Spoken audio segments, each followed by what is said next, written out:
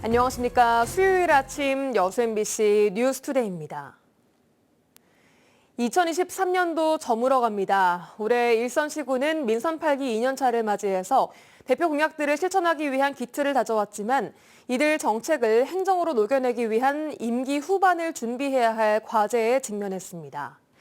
또 내년 총선을 앞둔 지역 정치권은 어느 한 곳 확실한 현역이 없다는 분위기 속에 지역 여당격인 민주당 내에서 치열한 공천 경쟁이 예상되고 있습니다.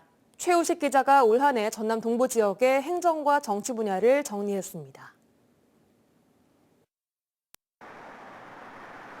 올 한 해 여수시는 2012년을 재현할 2026년 선박람회를 위해 조직위원회를 출범시키고 국비 예산도 되살리며 민선 8기 2년차를 무난하게 마무리했습니다.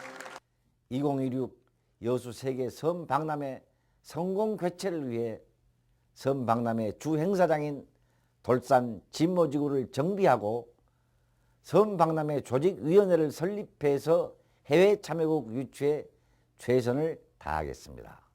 하지만 생활형 숙박시설 논란과 함께 명확한 비전 제시가 없다는 지적이 이어졌습니다. 순천시는 정원박람회에서 애니메이션 클러스터로 새로운 도시 구상을 제시했고 동천의 국가하천 지정과 경전선 도심 우회를 이뤄냈습니다. 문화의 옷을 입혀서 완전히 새로운 도시로 나아가고자 합니다. 이제 단순하니 정원 하나만 가지고 꽃만 가지고 이제 이렇게 박람회를 치르는 것은 저희들이 이번에 마지막으로 완성해서 보여드린 거 아닌가 싶습니다. 그러나 공공자원화 시설 문제는 연말연시를 지나 내년 총선까지 이어질 논란의 불씨가 됐습니다. 동호안 규제 해소에 따른 경제영토 확장과 2조 5천억 원이 넘는 역대 최고의 투자 유치, 관광 인프라 구축과 실물 경제 활성화로 가장 살기 좋은 도시가 된 광양시. 신산업과 관련된 전후방 연관 산업들이 또 활발하게 이루어지기 때문에 우리 지역의 일자리는 물론 소득이 크게 향상되는 그런 효과가 있을 것으로 저희들은 보고 있습니다. 그런데도 시정의 한 축인 시의회와의 불통 논란은 새해 광양시가 풀어야 할 숙제입니다. 우주발사체 산업 클러스터와 국가산단 지정, KUAM과 스마트팜을 선도하는 거점으로 고속도로와 철도망 구축 기반까지 마련한 민선 8기 고흥군도 벅차고 숨가쁜 한 해였습니다. 국가산업단지가 들어온 거는 최초지만은 그것보다도 더 중요한 게 그 미래 전략산업 우주산업이 고흥에서 추진된다는 게 굉장히 우리 고흥이 이제는 우주산업 중심 도시로 발돋움할 수 있다. 그러나 4년 임기의 절반이 코앞인 고흥군의 10년 후 인구 10만 기반 구축이란 비전은 여전히 신기루 같은 난제입니다. 정치적으로는 내년 총선을 앞두고 지역 정치판도 서서히 달아오르고 있습니다. 의대 유치와 현수막 정치를 둘러싼 극명한 입장차가 지역 간, 진영 간 갈등을 낳았고 순천 선거구 획정 문제는 여전히 진행형입니다. 전남 동부권을 확실한 교두보로 삼아 서진 정책을 펴겠다는 국민의힘, 계속되는 당대표 사법 리스크 우려에 분당 위기까지 겪은 민주당은 호남 텃밭에서 인기 없는 현역과 경쟁력 부족한 신인들이 일찌감치 공천 경쟁을 시작해 싸늘한 선거의 봄을 예고하고 있습니다. MBC 뉴스 최우식입니다. 3년 전 여수 영취산 인근 마을에서 고압 송전탑 건설을 두고 주민과 한국전력이 갈등을 겪었던 일이 있었습니다. 이번엔 한전이 마을에 건넨 보상금 배분을 놓고 주민들 사이에서 논란이 일고 있습니다. 보도에 김단비 기자입니다. 여수 영취산 한가운데 거대한 송전탑이 우뚝 서 있습니다. 한전은 지난 2016년부터 광양 여수 간 345kV 규모의 송전선로 건설 사업을 추진해왔습니다. 당시 건강권 침해와 환경 훼손을 우려한 마을 주민들은 산허리를 가로지르는 고압 송전탑 건설에 반대하며 단식 농성을 벌였습니다. 이후 대체 우회도로 등 절충안이 받아들여지면서 농성은 270일 만에 끝났지만 이번에는 보상금을 놓고 마을 안에서 갈등이 일기 시작했습니다. 한전이 지원한 특별지원 사업비 11억 원을 최근 4개 마을에 배분하는 과정에서 문제가 불거진 겁니다. 새마을회에서 정한 보상금 지급 자격 요건은 2017년 12월 31일을 기준으로 자기 소유 주택에 실제 거주하고 있는 주민에 한하고 세대당 보상금은 모두 동일하게 510만 원입니다. 하지만 주민들이 받은 보상금은 적게는 100만 원부터 최대 510만 원까지 천차만별이었습니다. 일부 주민들은 보상금 배분이 불공평하다며 항의합니다. 돌아가신 날짜가 2018년 12월 22일이다. 그러면 2017년 또 안에까지 산 사람들한테 한해서 돈이 나온다 했으면은 줘야 되지 않겠냐.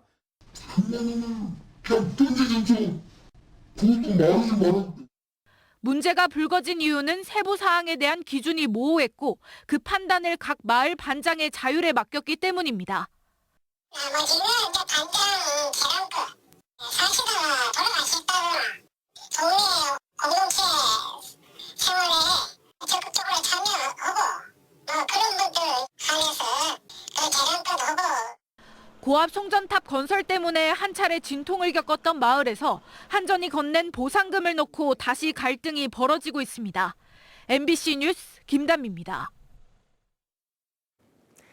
여순 사건 진상조사 보고서 작성 기획단의 편향성 논란과 관련해 지역의 반발이 이어지고 있습니다. 정의당 전남도당은 어제 논평을 통해 역사를 정치적이고 편향되게 해석해온 인사들에게 진상조사 보고서를 맡길 수 없고 보고서가 제대로 작성될지도 의심스럽다고 지적했습니다. 정의당은 이어 유족과 시민단체가 요구한 대로 전문가 중심의 기획단을 새롭게 구성할 것을 정부에 촉구했습니다. 내년부터 전남 17개 군의 부군수 직급이 4급 서기관에서 3급 부이사관으로 순차적으로 상향됩니다. 그동안 기초자치단체 부단체장과 실국장의 직급이 같다 보니 불편함이 있어 왔는데 이제 이런 문제가 해소될 것으로 보입니다. 박종호 기자가 취재했습니다. 인구 9만여 명의 무안군, 부군수 직급은 4급 서기관, 그런데 무안군 실국장 직급도 4급으로 갔습니다. 4급이 4급을 지휘 감독하는 구조로 불편한 점이 적지 않았습니다. 2024년부터 무안군 부군수의 직급이 4급 서기관에서 3급 부이사관으로 상향됩니다. 최근 지방자치법 시행령 개정에 따라 부단체장 직급이 상급으로 상향되는데 내년부터 전남에서 적용 대상은 인구 5만 명 이상 기초자치단체 7곳, 인구 5만 명 이하 기초자치단체 10곳은 2025년부터 적용됩니다. 그렇다고는 못 보죠. 근데 눈에 튀게 이렇게 탁 안 해도 이제 그런 게 좀 눈에 보이기도 하고 이제 그러는 거죠. 아무래도 급수가 이제 갔다 보면. 우선 내년 1월 1일자 부단체장 교체 대상인 무안과 고흥이 먼저 3급 부이사관이 부군수로 임명될 예정입니다. 해남과 영암 등 나머지 5개 지역은 지자체 조례가 개정된 뒤 2024년 하반기부터 교체됩니다. 저희들이 3급으로 이제 전보를 할 계획이고요. 이후에 조례 개정이 늦어진 시군, 이제 부단체장 교체가 안 되는 시군은 이제 군수께서 한편 전라남도는 이번 주 중반쯤 정기 인사를 단행할 예정입니다. 내년부터 군단이 첫 3급 부단체장이 업무를 시작하게 되면서 기대와 우려가 교차하고 있습니다. MBC 뉴스 박종호입니다. 계속해서 희망 2024 나눔 캠페인에 성금 보내주신 분들입니다.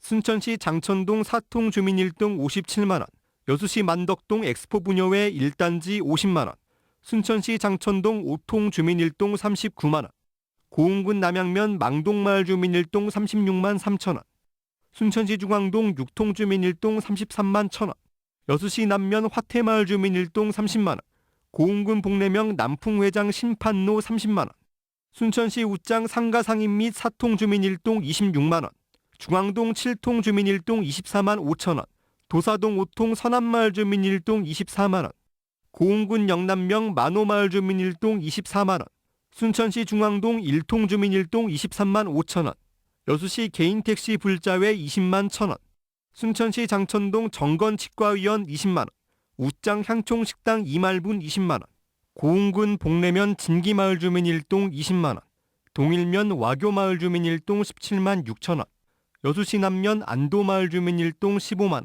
장지마을 주민 1동 15만 원, 광양시 광령동 공원경로당 회원 1동 14만 원, 여수시 남면 대유마을 주민 1동 10만 원, 여천마을 주민 1동 10만 원, 신포마을 주민 1동 10만 원, 직포마을 주민 1동 10만 원, 월전마을 주민 1동 10만 원, 여수시 남면 소요마을 주민 1동 10만 원, 순천시 웃장 순복식당 손경이 10만 원, 제일식당 정춘심 10만 원, 고흥군 복내면 교동마을 주민 1동 10만 원. 성금을 보내주신 분들께 감사드립니다. 희망 2024 나눔 캠페인은 1월 말까지 접수합니다. 한때 목포 원도심의 볼거리였던 루미나리에가 시간이 지나면서 부서지고 방치돼 흉물로 전락했는데요. 루미나리의 철거와 시설 개선 등을 통해 사람들이 찾는 목포 원도심을 만들기 위한 다양한 정책들이 검토되고 있습니다. 안준호 기자가 취재했습니다. 16년 전 목포역 인근에 설치된 루미나리에 색깔과 크기가 다른 전구나 전등을 이용해 화려하고 환상적인 분위기를 연출하는 조명입니다. 한때 목포 원도심의 대표적인 볼거리였지만 지금은 흉물이 돼버렸습니다. 고장나 방치된 루미나리에가 적지 않습니다. 또 두터운 기둥은 좁은 보행로를 불편하게 만들며 원도심 분위기를 가라앉히는 요인이 되기도 합니다. 깨끗하게 깨끗 닦던지 세척이라든지 이렇게 정비가 필요한데 정비도 안 돼 있는 게 눈에 보입니다. 목포시는 도심 미관을 해치고 있는 루미나리의 철거를 포함한 다양한 방식의 시설 개선을 검토하고 있습니다. 목포시 경관계획 재정비 용역을 통해 원도심 경관에 변화를 모색한다는 구상입니다. 루미나리의 거리를 보완을 한다든가 내지는 너무 오래돼서 그거를 철거를 한다든가 그런 방침이 정해지면은 그거에 따라서 예산을 확보를 해서 항상 어두웠던 목포 선창 인근 도로가 밝아졌습니다. 1km 구간에 걸쳐 스트링 조명이 설치됐기 때문입니다. 동명동 무량장에 설치된 조명으로 주위가 밝아지자 인근 수산시장 상인들도 반기고 있습니다. 화를 받고 내가 보기에 이거 동네 같구나 그런 생각이 드는데 외지사람들 올 때는 딱 느낌이 틀리지. 원도심 관광에 나선 관광객들은 밝아진 목포항 모습에 만족해하고 있습니다. 저희가 케이블카 타고 왔는데 이게 불이 있으니까 다니기도 편하고 길 찾기도 좋고 처음 오니까 길을 잘 모르잖아요. 그게 좋아요. 목포 항구축제 당시 사용됐던 조명은 당초 철거될 예정이었지만 재활용하는 방향으로 계획이 변경됐고 밝아진 목포 원도심을 만드는데 한 몫을 톡톡히 하고 있습니다. 우리 원도심 좀 밝혀줄 수 있는 그런 조명들을 조금 더 보완해서 이곳뿐만이 아닌 원도심 전체를 밝혀줄 수 있는 그런 경관 조명 사업들을 조금 해나갔으면 하는 바람입니다. 타 지역과 차별성이 부족하고 노후된 경관 시설은 과감히 없애는 등 새로운 경관 계획을 통한 목포 원도심 활성화 사업이 본격 시작됐습니다. MBC 뉴스 안준호입니다. 순천시가 새해 첫날 갑진년 해맞이 행사를 동천 그린 아일랜드에서 개최합니다. 이번 행사는 오전 6시 30분부터 청룡의 해를 맞아 여명을 밝히는 깃발 퍼포먼스를 시작으로 새해 소망을 기원하는 여의주 소원풍선 등 다양한 프로그램이 마련됩니다. 순천시는 안전관리 계획을 수립하고 경찰, 소방과 합동회의를 개최하는 등 안전을 최우선으로 행사를 치를 계획입니다.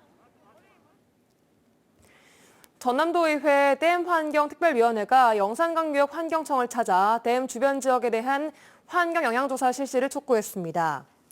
댐 환경특위는 댐 건설로 안개 서리 일수가 증가해 주민들이 건강과 농작물 피해를 호소하고 있다며 지역 주민의 불편함이 없도록 국가 차원의 제도 개선이 필요하다고 밝혔습니다.